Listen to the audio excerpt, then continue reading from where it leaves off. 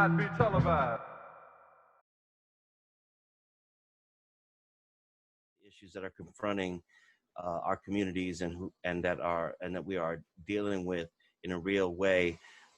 This show proposes to talk about real issues, real talk, and we couldn't have two better guests tonight to speak to some of these issues, and we can see both are engaged. One, in fact, is in the situation room right now, literally, and making time to talk, and speak to us and speak to our listeners. Both are practitioners, and I'm going to let my brother Jarvis basically introduce each one of them as we go forward. Yes, thank you. We have Roni White. NCC LGPC.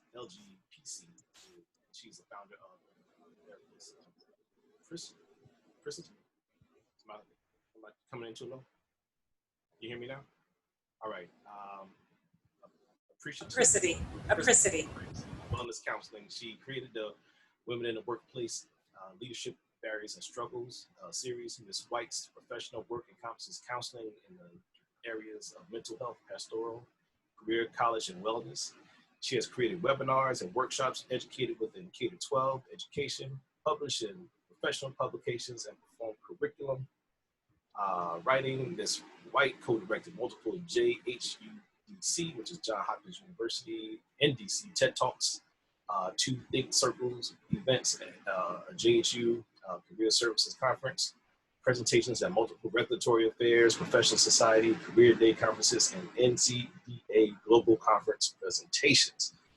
This sister is also my sister from way back in, like I said, sheepskins and hot tracks kind of situation, and all the way from the multiple places that you can kind of talk about where you come from. But I just want to say hello and thank you for being on our show today. Thank you. Hello, everyone. I'm honored to be here, and thank you for inviting me. Right. Next on our next guest is Dr. Jedan Phillips. This brother comes from a long line of just great folk and really a great community leader. Right now, as we speak, he's a family medicine. You see, he has his garb on right now, still working in the trenches. Thank you for all those people that are out in the trenches, medical health care workers, and everybody who's like making sure everybody gets well, always putting themselves in danger to make sure we get well. Family medicine and faculty member at Stony Brook Medical Center. Dr. Jedan serves as the medical director for the program, which is the Health Outreach and Medical Education Program. It's a walk-in medical clinic for the uninsured that provides learning opportunities for medical students and healthcare to the community. Full-time medical students at Stony Brook have the opportunity to have taken upon themselves to volunteer their time to make sure that the clinic is efficiently and effectively for people who just don't have it. Also a member of the historical fraternity of Omega Psi Phi Fraternity Incorporated. There's other things that he has on his resume we'll kind of go into a little bit later. But Dr. Jedan, thank you for being here. Still on assignment as we speak. It's my pleasure, brother. I'm always about supporting your agenda out here at the Brook, so it's all good. Yeah, man, I really appreciate you, brother and sister. So we're gonna let me see. I just wanted to share this on my page real quick so everybody can see. Yeah, this is a wonderful chance to have a dialogue, and I know Dr. Phillips and I got to know each other recently. We were on. Speaking of, so many great conversations and discussions that are happening, we had been on a podcast for Stony Brook that really did, I think, in the end, become a good template, for some actual solutions possibly and moving toward action steps and stuff. So it's really a pleasure to be in dialogue right now. I know a lot of folks are, dealing with all the different things that are coming at us and have been coming at us for quite some time. And maybe we're beyond that part where things are urgent or to the point of emergency. And so it might become a nice place to sort of, as people talk about re-entering life and things opening up, and what is that, I guess, how is that impacting people's thinking and anxiety levels, and summer, and just a lot of things that I think people are just normally going through. One good thing, not a good thing, but something that came out of COVID is the chance to talk about mental health a little bit, and I think it's a positive thing. But what do you all, in your day to day, what are you kind of like seeing, how can you, where's the line between mental health and just general wellness? Is it a check-in? Is it a personal thing? Is it something that non-practitioners, like, can we see in others? What are the signs? What is kind of signs should we be looking for and that kind of thing when we talk to folk? Who would you like to start? Ladies first. Okay, that is a powerful question. It's a loaded question. So starting with wellness, right? Wellness, I subscribe to the 8 domains. Even SAMHSA, our National Mental Health Department, has described in 8 domains. And the 8 domains of wellness include educational, intellectual, environmental, relational, mental and emotional, physical, financial, and spiritual. Right? So if you think about those domains that really make up a complete person, and understanding how any parts of those domains are impacting someone's life and understanding of life and the way that they move through life. And then when any one of those are being offended, or being injured, or being depleted, it can also have negative effects on the other domains in any combination thereof. So to answer the last part of your question with wellness is, how can you see that? Well, even just walking down, first and foremost, to a stranger on a street. And now I know we live in different areas, and I was born in New York, so sometimes we don't always make eye contact in New York, but a lot of times we do when you're in your area of comfort. And so when their eyes are almost as if they're in pain, even if they're saying, I'm fine, because commonly we say, how are you? Which is a question that we just commonly ask that sometimes is not helpful, because oftentimes we're not listening for that answer. But the body language gives a lot. Or if you're on campus and you see a student, they're engaging with you, but you see them kind of pulling back or looking distressed. There are different ways to see that someone might be bothered or disturbed or frustrated or aggravated.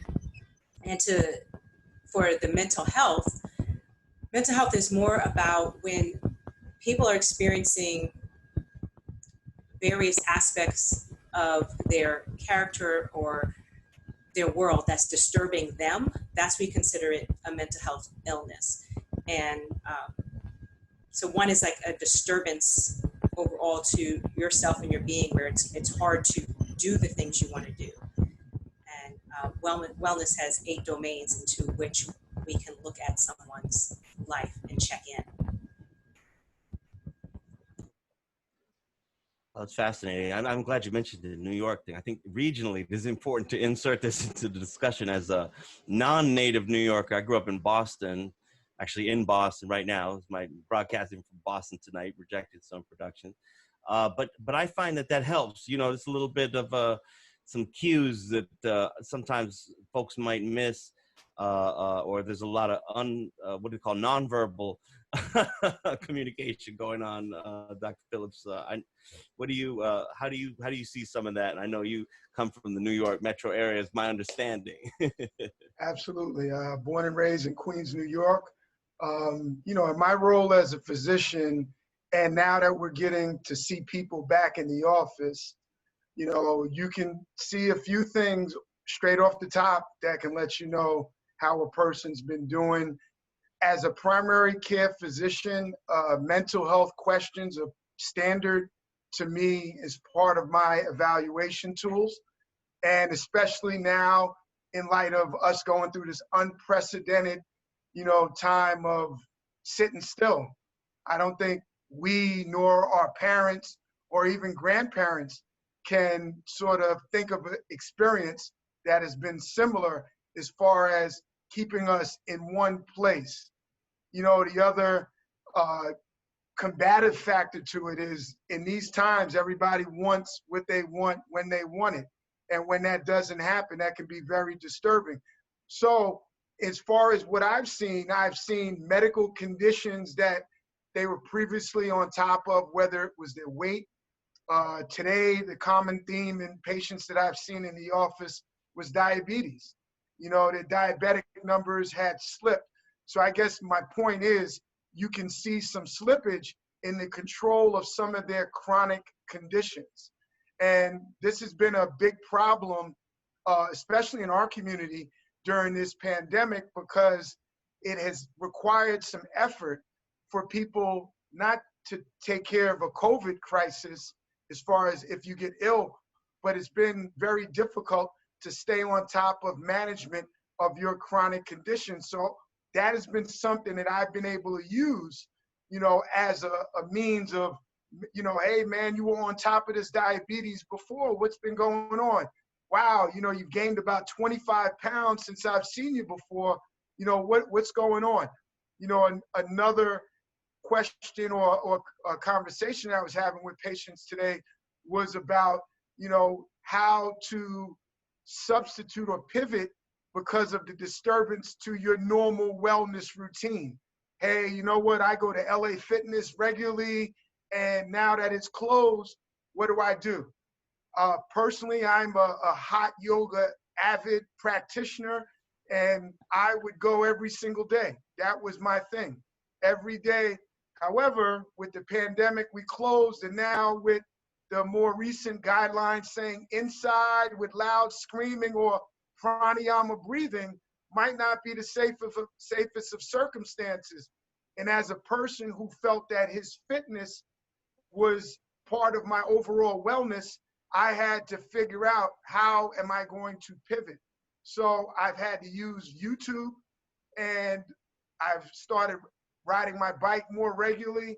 So I've had to learn personally how to pivot as far as coming up with some suitable alternatives. And these are the conversations that I've been having with my patients who I've discovered that they've had some difficulty finding that pivot or that alternative to their normal regimen, which they had perfected, but now that God has said, you know what, you don't have that ability to use those resources, what are you going to do to make some alternatives? Now, some people have been able to find some success with it as far as them discovering their own pivot. However, a lot of them need testimony to hear, you know, maybe me tell my story as far as the things that I've had to do have given them some inspiration, like, wow, I didn't think about it like that. Or, you know what, you can walk around the block. So, you know, I think the disturbance of one's schedule has led to their wellness situation or their wellness system to be altered. In my job, I've seen it as far as changes in their vital signs and, unfortunately, changes in their control of their chronic conditions. That's on target, because I myself, I don't know if y'all know this, but I'm a diabetic myself, and my queen stays on me on a regular basis about what I'm eating, what I'm doing, and like, you're gonna put that down, right? But like I said, I had to start looking at different ways of like working out, because my next door neighbor's a trainer, and he had to stop because the gym shut down. But he's done some really amazing things in his backyard and being able to pivot to make sure that he stayed in shape. So like I said, I got to walk in down the street, start doing some more push-ups, start doing things that if I'm sitting down, could I do some scissor kicks or something like that to kind of keep my blood flowing a little bit. Now, ask me how much I've been doing in the last few days. I ain't gonna lie, I'm having the doctors looking at me in my eyes. I ain't gonna lie to you, it hasn't been that frequent. But these conversations are— No judgment here, bro, no judgment. But I think it's really key in regards to like having these discussions that normally like we kind of push to the side. But like I said, now that we are in a sedentary kind of situation, we have to be forced to be ingenuitive, especially as Black people. We've always been knowing how to make a dollar out of 15 cents. So how do we do this in the aspect of health? And then another thing I'm thinking about, like I have the luxury of walking outside and going in my backyard and doing some things. I know a lot of people don't have those luxuries and don't have the space to kind of do the things we're looking at. If anything that COVID has showed us, there's been some disparities in regards to who's receiving care, who's not. Once again, just pivoting back to my wife, she's been reading this book, Medical Apartheid, that's been really talking about a lot of disparities that have been placed upon us as guinea pigs to further science and things like that. So like racism and systemic oppression has really been on the surface as we looked at COVID, and it was no mystery to us, but it got more visible. The other thing that came up was the aspect of what's been happening with, if you look at my shirt and things like that, on Doc's shirt, the people we have lost to police violence, that started to rise. There was even the aspect of the lady in the park having a phone call that I'm glad it ended up the way it did, that she got exposed. But if it didn't go the right way, it could have gone to a situation with another Central Park issue that involved another brother being accused of something wrong. So I guess my question is, it's going to be a statement. It can be said that and proven that racism is and has historically been a public health issue. Black folk have had to pay a mental health tax. And we all know what that tax is, with the systemic and institutional pressure that has been placed upon us. How would you respond to that statement? Like, is that a true statement that there's been a mental health tax as well as a cultural tax that's been placed upon folk? And in your capacities, what have you seen? I can respond to that. I guess I'll go first this time. Okay. I think, with this tremendous tragedy that has been the pandemic or COVID-19, you did mention, Jarvis, that, we all know from what we've personally experienced and what we've studied about the disparities and the unfortunate position that people of color live in the United States. This includes their health statistics and metrics, mental health being one of those things which is underappreciated, is undertreated, and there's not enough resources, especially for our community. I think, as we said last week when we were on our calls, that, sometimes you have to take a tragedy and try to make something positive out of it. And I do think us four sitting here, we've known what has been going on in our community forever.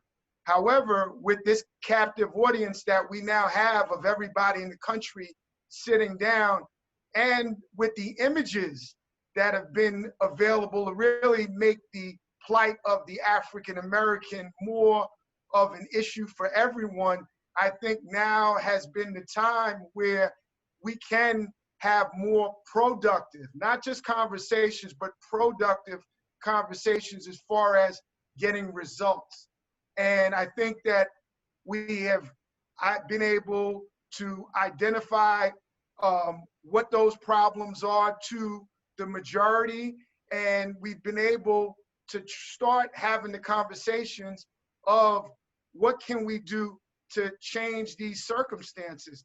Now, from a person within the community, the position that I have is, this is not an enjoyable position of how we as a people, maybe not necessarily me as an individual, but as a culture, how we've had to get through this.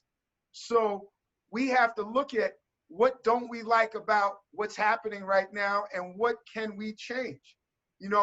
I'm coming from the standpoint of physical health in addition to mental health, but I'm coming from advertising or pushing. Everybody needs to have a process. Whatever your regimen is, mine is hot yoga, listening to my wife DJ, dancing with her, hanging with my friends and frat brothers, and having the ability to verbalize things that upset me and that are weighing heavy on me. I think, as you were saying earlier, or showing your shirt, I know as a person who is one of the few that work in my environment, I have a couple other individuals of color that work with me. On some days when the news has gotten quite heavy, I have always made my chair in my office available to come in and close the door so you could have a moment at work. Because sometimes it can be very overwhelming to be in a space where individuals may not necessarily get what is concerning to you. My last patient today, we had, he's a nice guy I've known for years and taken care of, white gentleman, and he's a retired police officer. And we were having, a conversation about the police brutality issue. And he, because of his position in society, he is able to have blind spots as far as what others, individual or cultural or group experiences are in our society. And as I've explained to him and have explained to other people, as a man of color, all of us have gotten to where we're at, women and men of color, by learning how to navigate this minefield that we've known has always existed. But to those that have been fortunate to have had that blind spot, how do we have a constructive conversation without being demeaning? Because once it becomes kind of confrontational, I think you lose the listener. So how do you have that conversation, letting someone know that they have a blind spot and that they need to address it?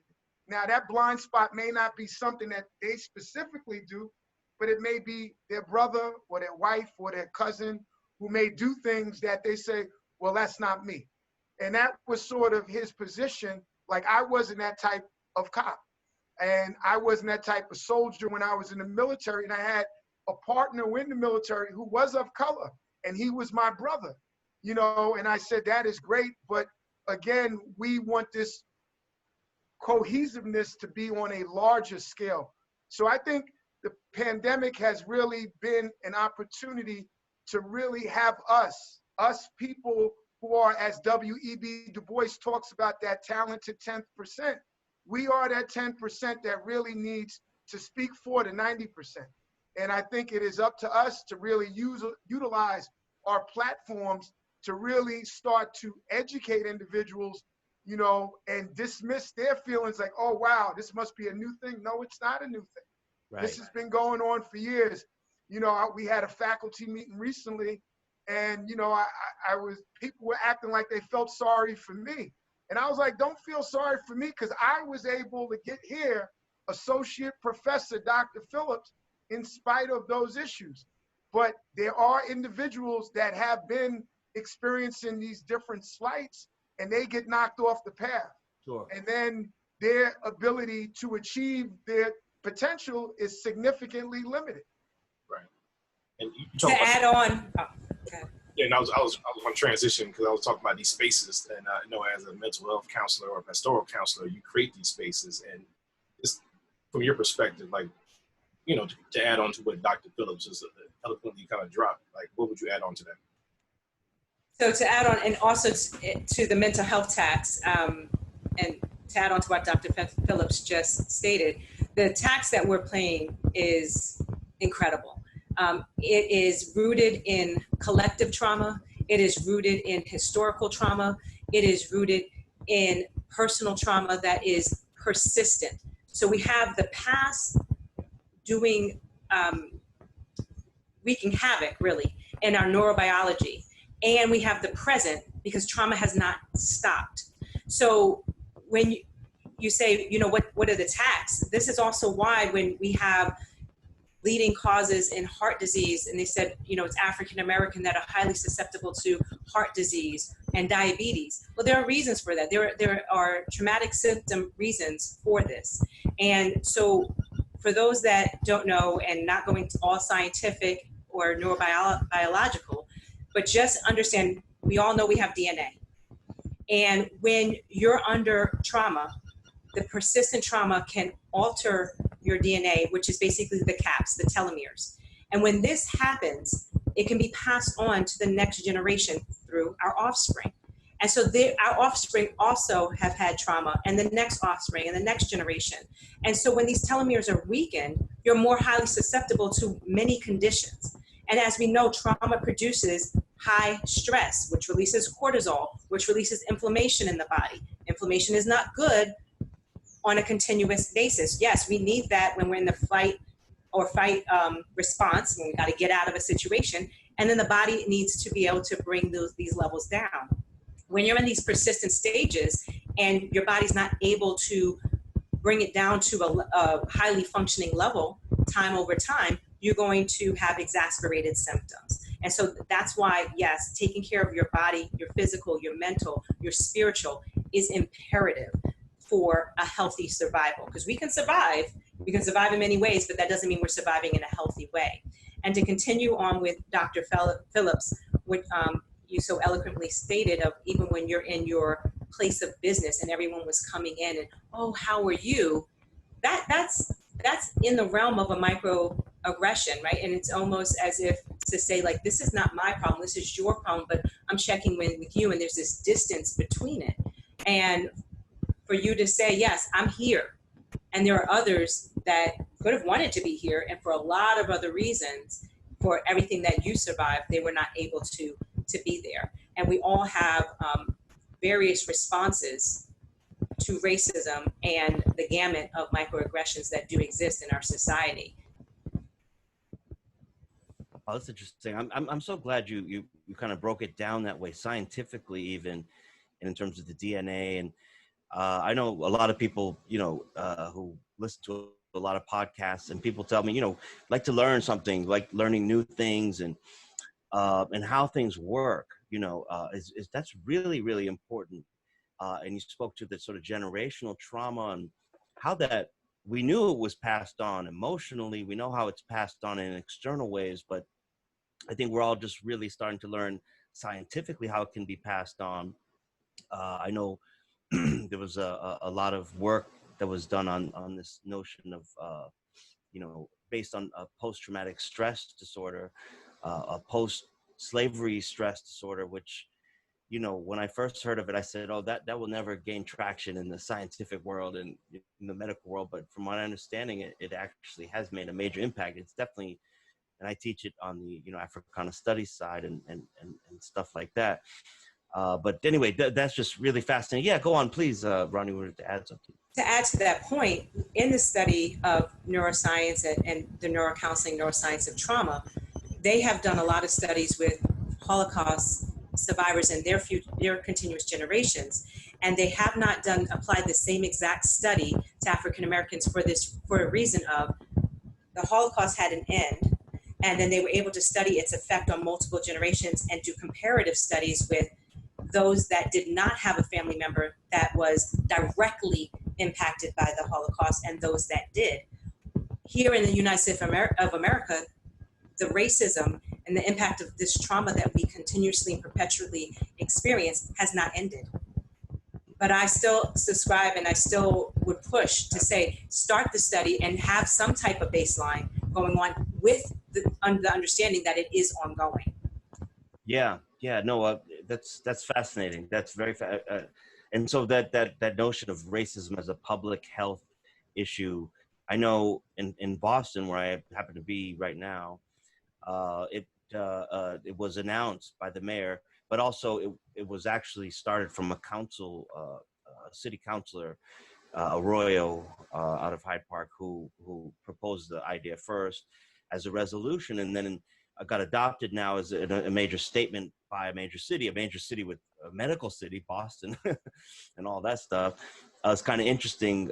Dr. Phillips, I was wondering what your take is on that notion of, well, you kind of already touched upon it a lot, but racism as a public health issue, what does that actually end up looking like for people and for providers? Well, I think for the patients, it can present in a lot of different ways. I mean, one of the ways you can see it is frustration.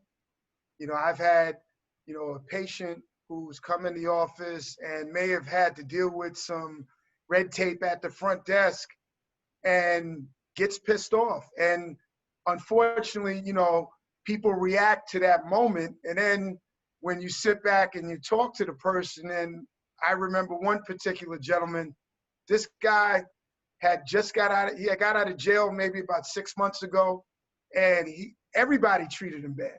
So he came to the office, and he was just, because he wasn't feeling physically well, he got very upset. So I I'm the only provider of color in my space. So I was like, what's going on? I took him to the back and I just listened to him and I was like, what's happening?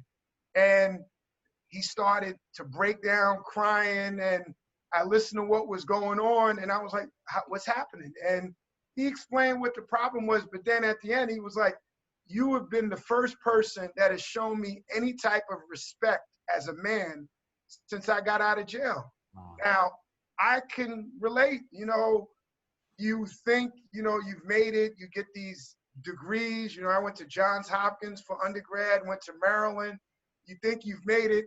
I remember one day I was working and had a couple hours to leave the office because I had to go get my driver's license renewed, because at the time I was living in DC and my license was about to run out and I didn't want to drive back to New York with an expired license, because as I know as a man of color, it don't matter if you're Dr. Phillips. So I had scrubs on and I went out and I had a hospital sort of jacket with a hospital insignia, and I go out to the taxi stand and no one would pick me up. No one would pick me up. So then the hospital was Washington Hospital Center. So I had to walk out to North Capitol Street, which is a busy street, not too far, but not too close to the hospital, to catch a cab. And then I got picked up by this sister who was a cab driver. And as she's driving me, I'm about to let it loose. I'm so perturbed because the job didn't want me to leave the building, but they didn't understand, well, can't you just get it done next week? You don't know how it is driving on 95 or the New Jersey Turnpike and your paper ain't right. Yeah. I'm not trying to be a statistic. And the woman said to me, she said, baby, I pick up all those that don't look like they get picked up by the other cabs. And all of my anger was gone. And then I realized that God sent an angel to check on me, because I could have said something or reacted in a way, even though personally I felt that I was entitled, but publicly there could have been some significant consequences. So the results of the racism can be frustration. And with us, the frustration, we'll cut our nose off to spite our face. You know what? I don't like going to that doctor. So you know what happens? We don't go to any doctor. I was at my fraternity's grand conclave in Vegas. I'm the approachable doctor. That's my reputation within our fraternity. So a brother was from Kentucky. He said, hey man, this brother told me to come over here and ask you a medical question. He says, man, I got this white doctor in Kentucky who's telling me that I got high blood pressure, but I don't trust them folks. And I said, well, dog, what's your blood pressure? He said, 160 over 90. I said, yo, you got high blood pressure, and I would recommend listening to that guy. And he said, because you said it, I will do it. And I think, again, think about all the times that there's not a person, not saying it's got to be me, but somebody there to sort of take you down. And so many times we can derail our medical treatment with our frustration with the racism of the system.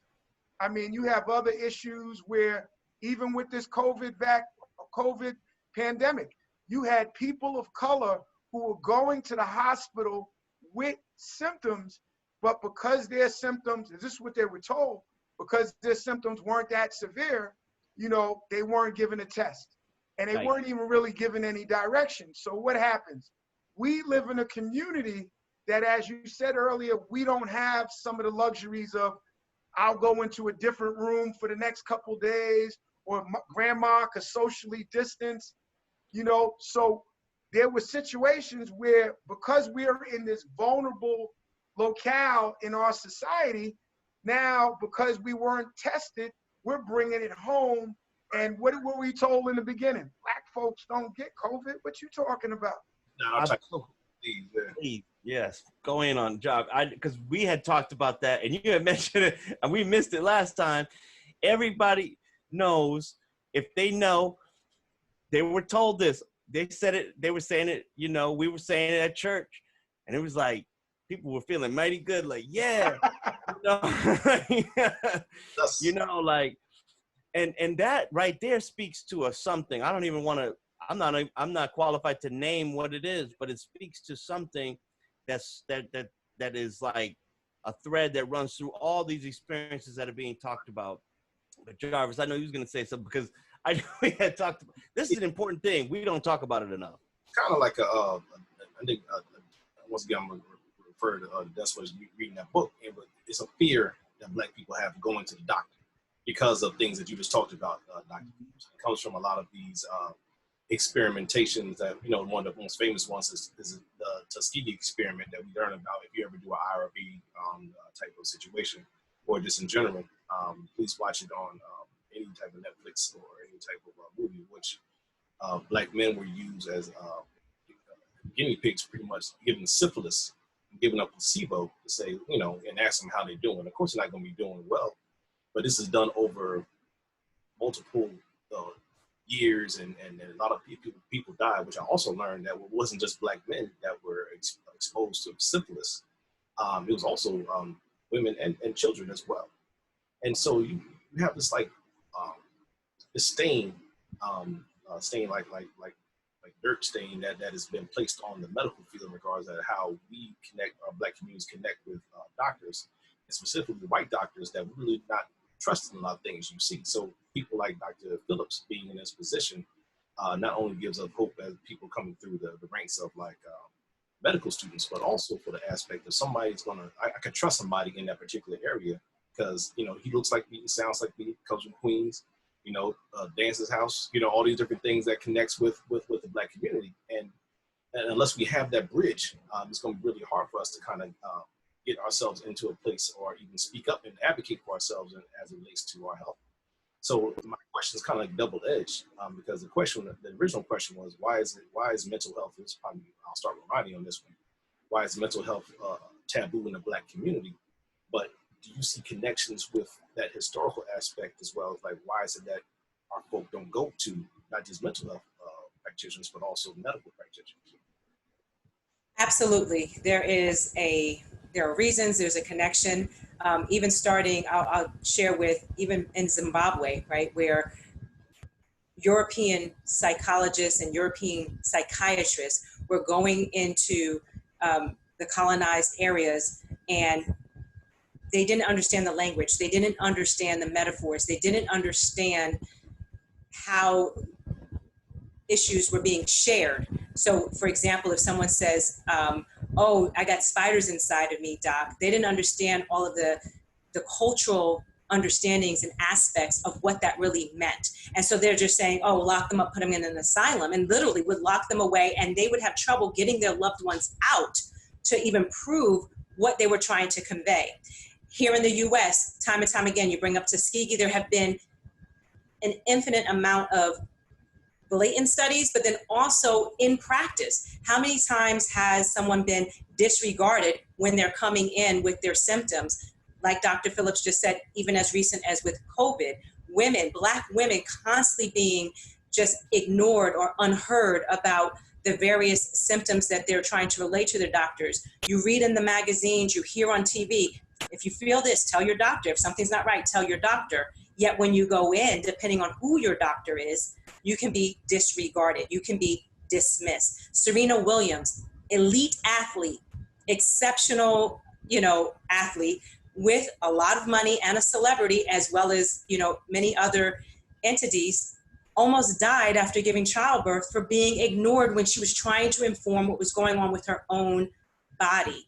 That Black women, you can just take the pain, or you're being over dramatic, or whatever their understanding is, which becomes a micro invalidation, right? And so to add to this conversation, under microaggressions, you have micro assaults, which we all know is that blatant racism. And it can be verbal, it can be nonverbal, it can be environmental. For example, Dr. Phillips, you said, right, you went to Johns Hopkins University, or even if you were in another medical institution, and if you walk in and all you see on the walls, all you see is only representation of white medical professionals, that is an environmental micro assault, because it almost sends a message that you don't belong here, or we don't expect you to be here, right? And then you also have micro insults, which can be usually are unintentional, but they demean your identity, and you have microinvalidations. And all of these, any one of these, relates to frustration, to anger, to feeling invisible, feeling powerless, challenging, you and your being, questioning your sanity, feeling marginalized, increasing your anxiety, right?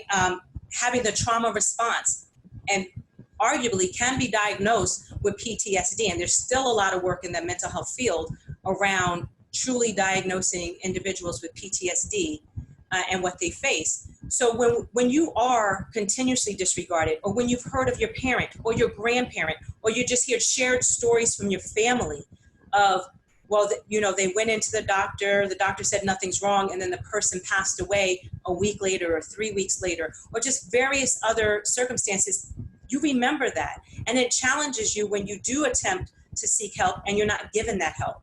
So there are historical reasons, and there are present day reasons why people of color become leery of professionals that do not share certain marginalized characteristics as they share.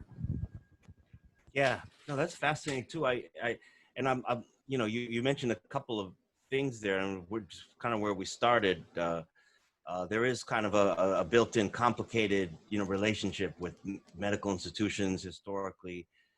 Certainly, books like the one that was already mentioned, and then also one that looks at medical bondage that's out there as well. And also, that whole kind of like myth that people don't understand that, and it seems to be starting to come out now about how medical students get trained about Black bodies and about Black folk, because, and I saw something that came out when we were sharing this, podcast episode. One of the hashtags was like Black medical students and medical students, and a lot of people responded. They were very interested in this. But the kind of myths that people can go through all those years of medical school, whether it's psych or other the regular sort of physician track, and come out with beliefs that, for example, that Black people can take more pain, all these kinds of things that we kind of know the history behind, where we can probably figure out where some of that thought comes from. But it really just that issue of public health. That's the same reason why the police claim that, we can slam someone up against a car and that kind of thing, or you have to use a little more violence, in apprehending suspects, who are African American because X, Y, these myths. That seems to really run through things too. And I know, what is that? How is that still? It still seems to be an issue, doesn't it, in the teaching and in the practice, I would assume. Absolutely.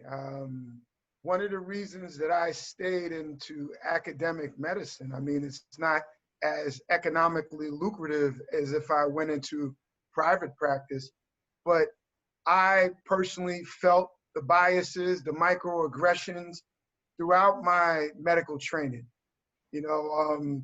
Again, I was a young man who has experienced racism and aware of racism from a very young age, being bused from East Elmhurst, Queens, into College Point with adults standing outside of the school, cursing at us. And I'm not saying it was Alabama or Arkansas, but to me at that age, it felt like that. I remember playing sports and leaving, the field, and where we played at a place called Elm Jack, which is a field right before you go across the bridge to Rikers Island, and it's in an area called Jackson Heights. And there would be guys there, adults, waiting for us to chase us to the line where our neighborhoods met. When I got to medical school, people, you're a medical student, I thought you were the orderly. Where's your ID at? We had an emergency loan or a financial person, and I didn't come from a family with means, so I had to borrow for my education. And there was this woman who had nothing to do with my medical education other than her job working in the finances. And she would grill me. And I, again, after the fact, I realized she had no right to do all of that. Even working at Stony Brook as a resident, you walk on the floor, everybody's like, who is he? Can you get his ID? As an attending who is a physician who is in charge of other doctors, I remember going in to the labor and delivery suite, because we also deliver babies, and we do low risk deliveries. I would say, let's do A, B, and C. They would run back and go question it, or run the orders by another doctor who they trusted, like I didn't see all of that just happen, and they just keep carrying on. So I felt it was important for me to stay when the opportunity presented itself, because now to your point specifically, Zeb, in medical education, they need that context. So when I'm teaching, I talk about social determinants. I talk about PTSD from a cultural standpoint, because again, sometimes people don't want to look behind what they're seeing. So if you see this angry person, you don't do, with some patients, you might say, well, why are they angry? But what I was seeing is that the patients that they asked that question to try to come up with a more comprehensive means of addressing their problem, they're not doing that with everybody else. I remember working all night on the floors, Black patients screaming about pain. Yeah, he just wants pain meds. Well, why you don't give the other person, that type of attention when they ask you the same question, which unfortunately, in my humble opinion, contributed to this pain med epidemic that we have, because the system has been lulled in thinking that addictive, destructive behavior looks a certain way. And when they come in there looking like Felix Unger or Jan Brady or, Seinfeld, those dudes can still be just as crackish as Pookie from New Jack City. They can be the same type of crackish person, but they don't look the part, so they get a pass. I'll preach. And then unfortunately, that person has, in this epidemic, received the fuse to light to cause their own personal destruction. So unfortunately, it has been a major problem now, because we have now this captive audience with the pandemic. The institution, my medical school, is now listening a little bit more. So we don't want it to be just, oh yeah, we had a case and one point just came up. We want specific activities within the academic and educational process that address these issues regularly. So if you're a person that may have an issue, you can confront that issue and figure out how you need to work it out. In addition to that, we also made demands on trying to get more individuals that look like those marginalized populations, so that the mindsets and experiences of those groups can be centralized in the discussion of what is going on with their medical care. Because last but not least, the medical profession has played a major role in the establishment of racism in our world. We have co-signed some of these myths and errors as far as Black people don't feel pain in the same way, or all of these other things. You see it. And as the sister just said earlier, you could have the same means or more, and they still don't listen to you. With that big Black woman, Serena, she don't feel no pain. She gonna be all right. She could have died, and we wouldn't be talking about her in the current tense. We'd be talking about her in the past tense. And what she had was something that was easily treatable, but it almost became tragic because of the position or the blind spot that our profession, the medical profession, has towards individuals of color. Yes, and those great examples that Dr. Phillips provided with his own experience walking into the medical school and with the patients, those are micro invalidations. I just want to be very clear on that, right? And so, and these eat away at you. And to intertwine into your question about what's happening in the training and even in the counseling, I'll tell you, like going through the various programs and different degrees, when they want to talk about Black people in counseling, oftentimes, A, it's a chapter in a book or on diversity, and B, what's incredibly frustrating to me is it always equates with poverty, as if every African American in the United States of America, lives in poverty. And this is such it's disrespect, it's disregarding that we are not monolithic. We have a very diverse ethnicity, from all aspects of those 8 domains of wellness that I even just shared. And it doesn't get supported. The other detrimental aspect of what happens in the training and the education is that it's always non-white that they want to bring up with what are the issues and how you treat. And I believe it presents a subliminal or underlining message or unconscious bias that white people don't have problems, that white people are just coming into counseling, maybe just with an immediate temporary issue, and not that there are persistent issues in their world.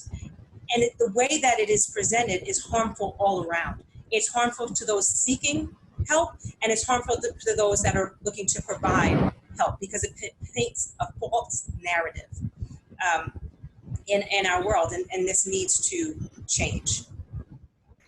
Yeah, absolutely. I remember in college there was a book somebody came out with. I think the guy's name was Ralph Wiley. It was a book called "Why Black People Tend to Shout." I think was the title of it, and it just had all kinds of like interesting, crossing the street, someone honks, the rudeness, the little, slights, different things, and how people can respond in moments like Dr. Phillips was saying before, and then now that person's, care is being, degraded, and their attention is being, I remember I was at the Harlem Y staying, I was doing some research at the Schomburg, and there was a guy, he was having a hard night, and he was yelling, he started yelling at me.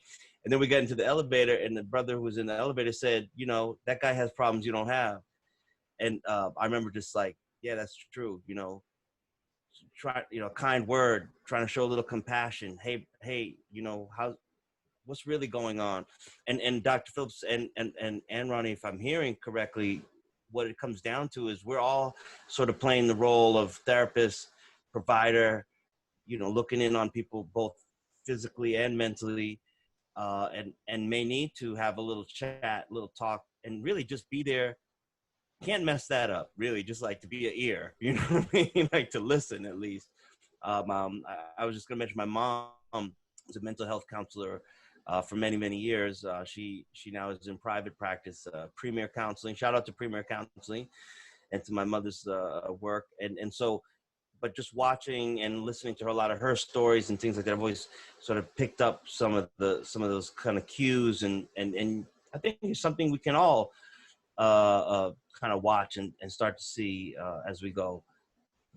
Just to add on to that, Zeb, it's not that, right? Like I hear you, counseling, a therapy, it's you're providing maybe counsel or counseling, you're checking in with the person. Because even in my practice, I know I'm not an MD. However, I am going to check in on that domain of physical health to ensure, are you following up with your doctor? Or you said that you are experiencing increased heart rate or shortness of breath or what have you, or if I know that they have other medical diagnoses, that I'm going to check in with them to make sure that they are following up with their doctor and look for, is it a matter of avoidance? Is it a matter of anxiety that's preventing them from going in, so that we can process that and build a way forward so that they can get a well-rounded healthcare? Because when you are a victim of racism and all the levels of microaggressions that I express, it takes a lot of psychic energy. And whether it takes psychic energy to stay emotionally healthy or whether it's wearing on you because you are avoiding or suppressing it,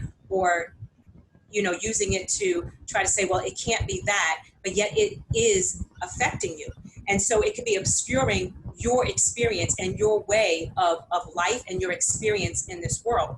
So, and these things can end up preventing you to seek care that you need. Yeah. Yeah. And I know too, just like Dr. Phillips said, when these things happen to us, especially when they're subtle, you almost question yourself. And you're not really sure, like, did I really just experience that? I mean, I experienced that in the workplace. I've experienced that, out on the street and in different entities where I'm going to be, whether it's a patron or consumer. And you sometimes question yourself because what has been whitewashed or told us, oh, don't play the race card, or you play the race card. Well, that's an invalidation because, often that what you just experienced was true, that someone was negating your existence and just being demeaning to who you are as a person. I think it goes back to one of the earlier questions about the tax that we have as professionals. It's like, I'm looking at everybody on the screen right now. We're all in a position. Everybody hear me? Okay. We're all in a position of helping each other. We're helping out those that are trying to move up the ladder. We're helping out those who we just work with on a regular basis. We are the mentors and the light for others to kind of, follow after us. And we got to always have this sense of just like, we got to stay in the lane, or we got to be always up righteous, and a text that we know that we have to bear, but it's something that wears down on us. And then when we have to come out of the places that we work, having to switch that hat to whoever somebody perceives us to be is another text that we're looking at. And it's like, where do we go? So I guess for the people on this panel right now, and as we look at the time, kind of wrapping things up, not that you have all the solutions, but from your perspective, and I respect your solutions, whatever you all provide, because like I said, whatever you give to me, whoever's listening, whoever we share this with, I think it's really going to benefit. So as we walk this walk, as people who have come through a legacy of oppression through this country, but have continued to rise up and continue to endure and be resilient, what solutions do you give to, I guess, in a couple of different ways? One, to professionals who are doing this type of thing, to make sure that we are taking care of ourselves, but also for those who are in our communities that are seeking help, they're seeking knowledge, they're seeking a way out, they're seeking the Dr. Phillips, they're seeking the Roni Whites. What solutions do you provide to our communities and our peers? Ladies first, or you want me to? I can go first. It's up to you. Yo. Ladies first. All right. Thank you, Dr. Phillips. Thank you, Jarvis, for that question. Thank you, Zeb, again, for having us on. Really appreciate this and appreciate this conversation. So first, I want to actually speak to the activists and advocates that are out there, because they're on literally the front lines, challenging and pushing the systems in various ways, whether they're out there leading or organizing protests, and it takes incredible mental strength and work to do that, whether they're trying to sit down at the table with decision makers and policy makers to challenge, to change, to force change, to argue for change, whether they're in the courts doing this. It takes a toll. And if you don't take care of yourself, you will, like my great aunt used to tell me, my great aunt Minnie, she said, take care of yourself, because if you don't sit down, life will sit you down.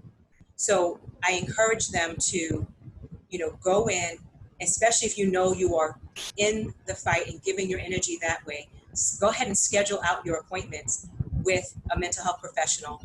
In addition to make sure that you're following up at the very least, because this is essential, with your primary care physician, because they should be coordinating your care and they can help you tremendously. So first, I really want to say that, because the work that you are doing is incredible, and it is taxing on the body, it's taxing on the soul, it's taxing on the mind.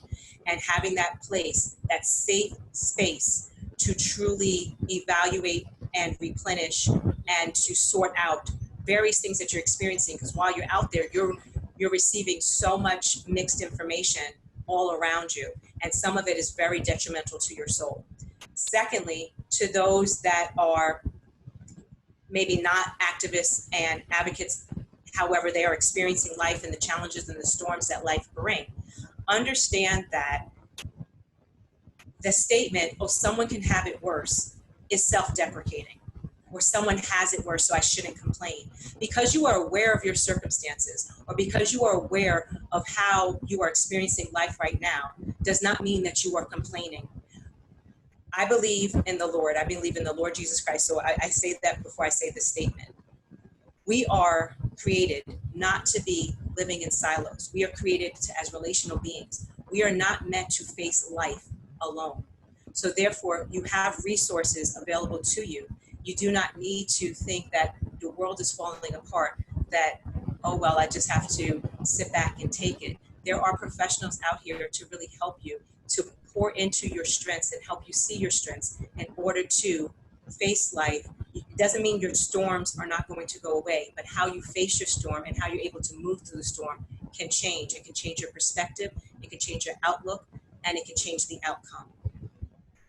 To my professionals in the industry, the professionals of color, so the counselors of color, I'm talking about Native Americans, my Black and brown professionals, continuously push and challenge against the theories that we learn, because the vast majority of them were designed and created by a European American or a European for European Americans or Europeans. So in other words, they're created in a very white, small box, because even within a lot of them, when you really look into it, they studied within their own community. They didn't really go far. Some of them just studied within their own family. So continue to push. You think about wanting to research and develop, do it. We need more researchers of color. We need more theorists of color, understanding the experience and the perspective. And to those that are not counselors of color, question what you're learning and why you're being told such a limited view. And respect each soul that enters your office for the soul and the individual being that they are, and listen to their story and how they're experiencing their world, and listen for their distress, and to check your biases at the door. Yeah, thank you. Wow. I'm going to try to say something, but I don't know much more I can add to what you said. That was beautiful, So, yeah. Firstly, again, Jarvis, Zeb, thank you very, very much for creating this space that is necessary and having these conversations, because, again, I think that one of the things that we, as the people that are involved in some of these leadership positions, whether it's counseling, social work, teaching, medicine, is we have to find out. I played basketball in college, and on a team, you got to find out what role you play, and you got to play that role. I'm not going to be the one that is out at the marches, up in the front, and with the police. That's not me. I'm old, so I'm high risk. I know I might be going, but again, our youth are doing quite a good job. So I don't have to take their light away from them.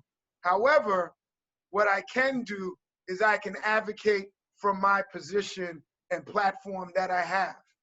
And if you don't activate and utilize your platform, I don't know if you guys are familiar with Paul Mooney, but he has one skit he talked about, he called it, pardon my language, the nigger reality check. When you don't want that to happen to you, that you all up in this position of power and you really haven't done anything to help yours out. I mean, imagine how Mr. Herman Cain feels right now after getting COVID-19 at the Tulsa rally, after he was sitting there, like this, dancing with his peoples. Again, don't let your platform be used in that way where that is the final image of you. And after that, you know how we are. Nobody gonna listen to him anymore. And even if he has positive and helpful things to say, he's played himself out. As far as what is going on right now, COVID is still here, people. So within all of that, as I tell my patients, if you're traveling on the plane with little kids and the oxygen mask comes down, who is supposed to get the oxygen mask first? The kids or you? It's supposed to be you.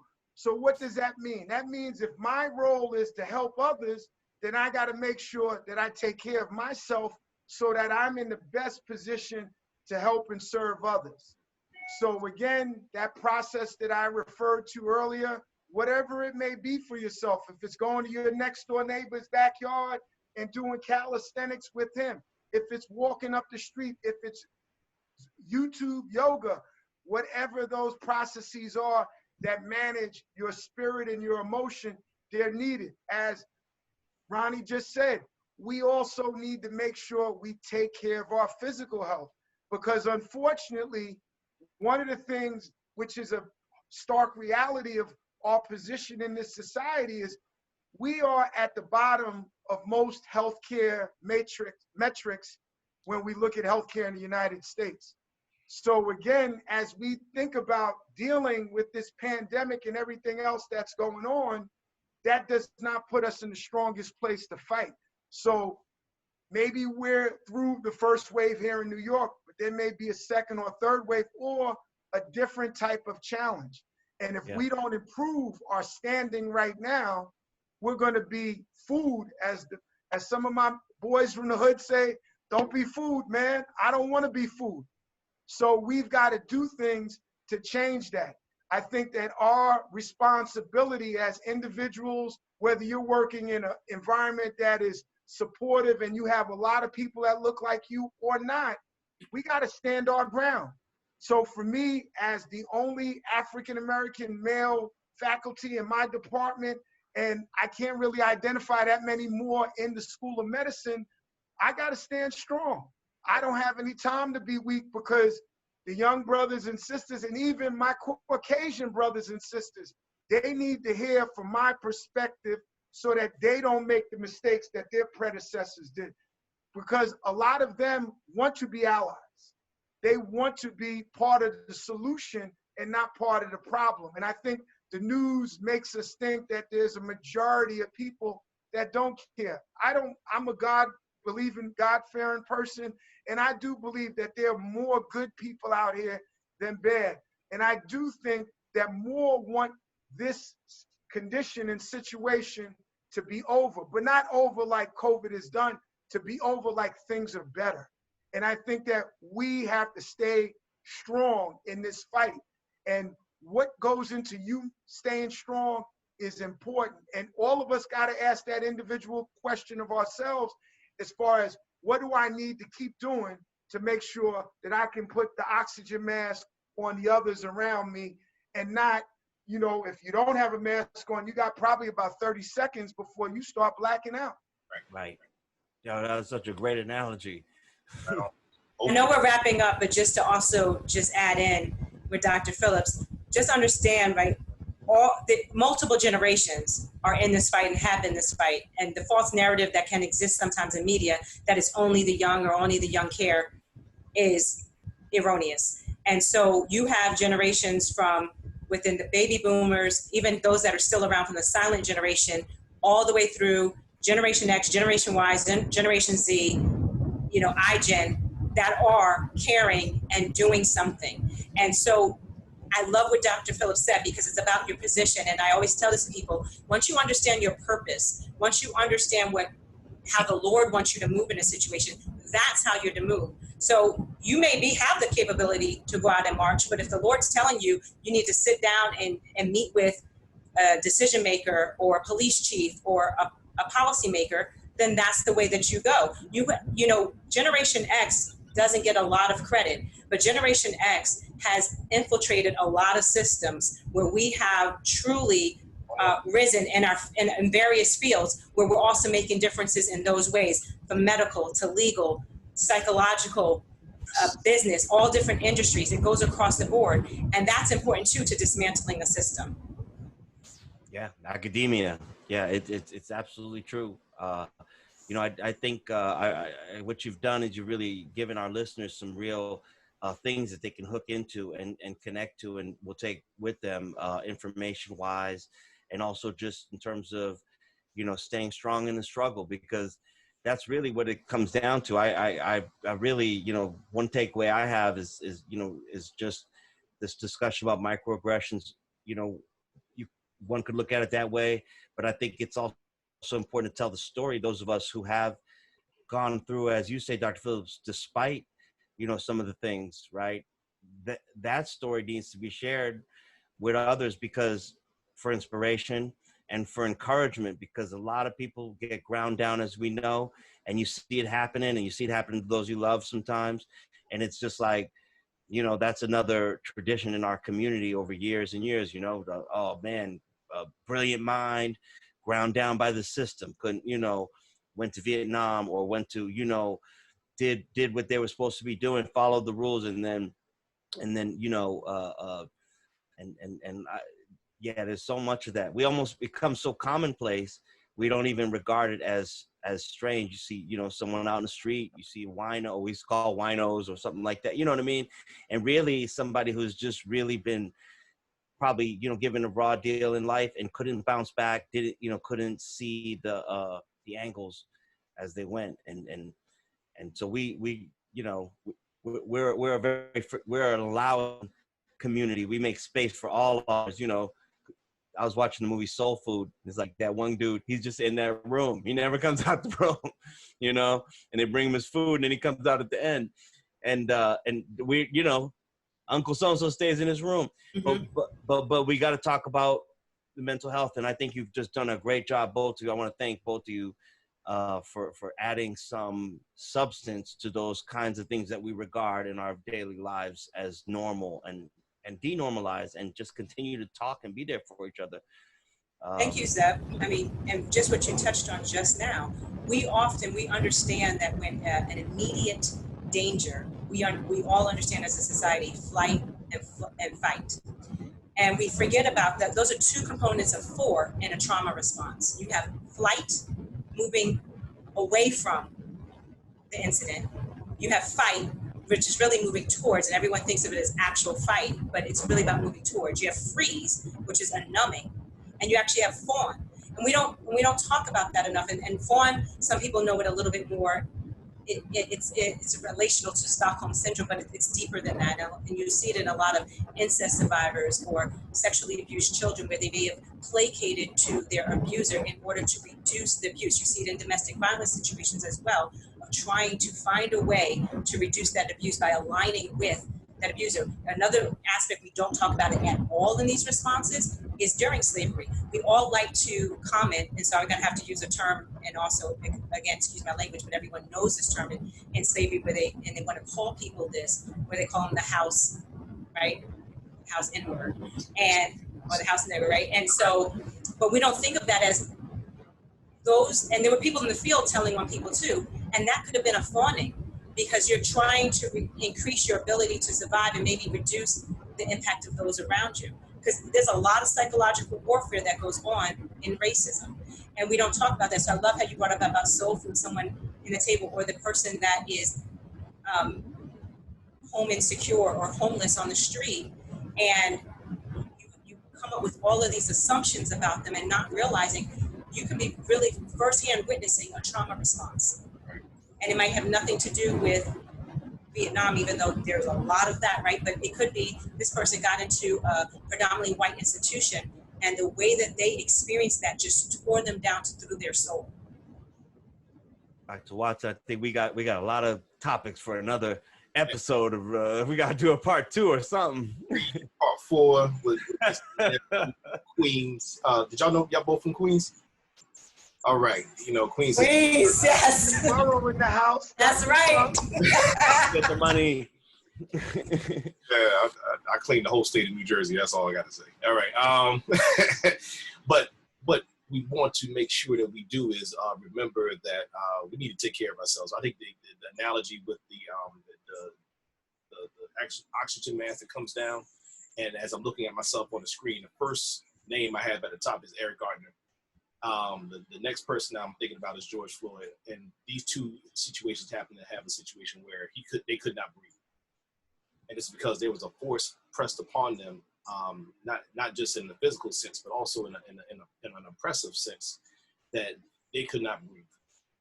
And I think as we round out this session tonight, and as I say thank you to my esteemed guests and to my co-hosts, Zebulon Miletsky, Roni White, and Dr. Phillips, we have to make sure that we take time to breathe. And we brought up spirituality toward the end. I know it was snake throughout the conversation, but before you pray, you take a deep breath to bring in that spirit, to bring in that time, to make sure you get your mind right. You breathe in and we breathe out. And what I want you all to make sure we do today is make sure we breathe. Make sure we take time to connect with each other.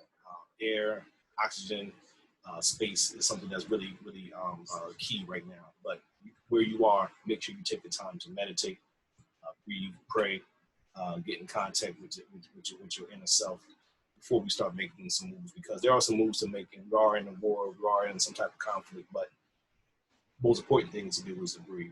And on that, we want to say peace to you all. Thank you all who are visiting us live. Thank you to the parents and families. Zebulon up in Boston representing where he is. Yeah, shout out to the Gonzalez family. Yeah, to the Watson, to the Gomes, to the Bassett hands out there. Yeah, my wife is also telling me if you need help with mental health, go get it. Just that simple. But yeah, we want to roll out and saying, like I said, once again, much appreciation to everybody. We will have this up on our website, not our website, our YouTube channel pretty soon. This is the same as our podcast, Rejected Stone Productions. This will be on Facebook in a couple of days as well. Please follow us on and like us at Facebook Live at the Rejected Stone Productions. To our guests, thank you so much once again. We say something in Swahili. We say twende, which means let's go. Even though we wrap it up, that means that once we leave here, we got some things to do. But don't forget to breathe. That's right. Breathe. May the Lord's peace be with you. Twende. Right? Right, Doc? Breathe, everyone. Have a good holiday. Twende. Yeah, happy holiday, everyone. You know, y'all stay safe. And again, the numbers went up in New York today, y'all. That means that opening up is starting to affect us in a negative way. It's only the cases. It's not hospitalizations, but the cases went up for the first time in 3 weeks, over 900 cases in the state. So again, as we go outside, please stay vigilant and please stay, protective of yourself and others. All right, thank you very, very much. And lastly, I'll just say the 4th is a holiday for some, it's a remembrance for others, and it's an injury for others. And I just encourage everyone out there, if they could put their hands on, Google it, What is the 4th of July to the Slave by Frederick Douglass, delivered on the 4th of July. And Sojourner Truth, who was freed on the 4th of July in the 1800s, try to look up the excerpts or the recollection of her speech, Ain't I a Woman? And I want you to give that some thought, those two some thought, and how it speaks to you today. That's great. We'll share some of that on our page for tomorrow and be reflecting on that, certainly, and a lot of things. We'll be watching it here at Rejected Stone Productions, and we hope to have you all both back very soon in the future. Yes, right. Thank you. Love to be back. Thank you. All right. Safe. God bless everyone. Stay. One time. We are out of here. Twende. Twende. Let's go. All right, y'all.